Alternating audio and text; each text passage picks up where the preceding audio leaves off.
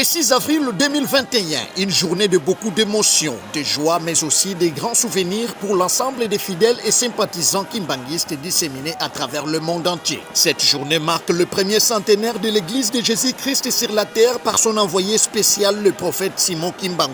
Parrain de cet événement historique, le président de la République, Félix Antoine Tshisekedi Tshilombo, est descendu le mardi 6 avril 2021 en Kamba, Nouvelle-Jérusalem, dans la province du Congo central, pour personnellement présider sous un décor solennellement planté cette célébration en mémoire du prophète Simon Kimbangu et de la lutte qu'il a menée pour la libération de l'homme noir. Il a fallu paix de ne pas les reconnaître. Le gouverneur de province Atumatu Bwana a surpris tout le monde par le port de la tenue officielle et administrative des gouverneurs, une façon pour le numéro 1 du Congo central de montrer non seulement la haute dimension de l'événement du jour, mais également pour honorer la présence sur son sol du président de l'Union africaine, Félix Antoine Tshisekedi Tshilombo, qui ne cesse de montrer sa bienveillante attention à l'endroit de sa province, le Congo central, la terre natale de Kimbangu. Plusieurs personnalités, tant civiles, militaires que confessionnels, ont rehaussé de leur présence la cérémonie, dont les deux présidents des deux chambres du Parlement, les élites nationaux et provinciaux, dont la forte délégation des députés provinciaux du Congo central, conduite par l'honorable président de l'Assemblée provinciale Jean-Claude Vwemba-Luzamba,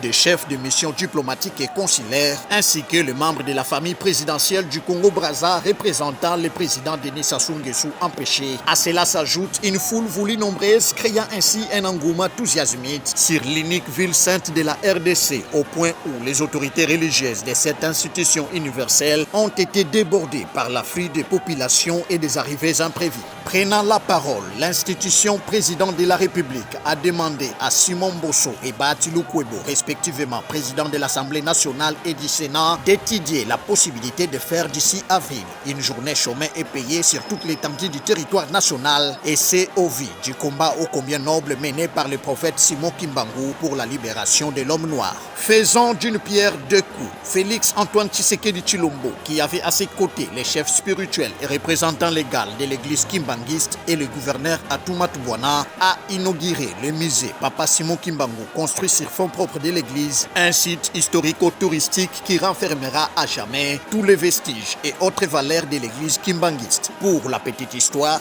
c'est en avril 1921 que le prophète Simon Kimbangu avait lancé ce qui était considéré alors comme un simple mouvement messianique. Contre toute attente, une nouvelle église avait donc vu le jour, animée cette fois-ci par un évangéliste noir dont les enseignements bibliques étaient exclusivement réservés aux fidèles de couleur. Sous la colonisation belge, l'émergence d'une confession religieuse aux côtés des églises traditionnelles dont les prêtres et pasteurs étaient étroitement liés au système politique colonial belge était perçue comme une menace pour la sécurité intérieure de l'État. Les colons belges considéraient la montée en puissance du kimbanguisme comme un péril pour les régimes colonial, d'autant que Simon Kimbangu prêchait en plus de la conversion des Noirs au christianisme, leur libération du gîte colonial. Afin de d'étouffer dans l'air les discours du prophète, il était simplement accusé d'atteinte à la sécurité intérieure de l'État. Déféré devant les conseils de guerre du tribunal de Tisville, l'actuel Mbanzangungu, est condamné à la peine de mort le 3 octobre 1921, peine communiée pour la perpétuité.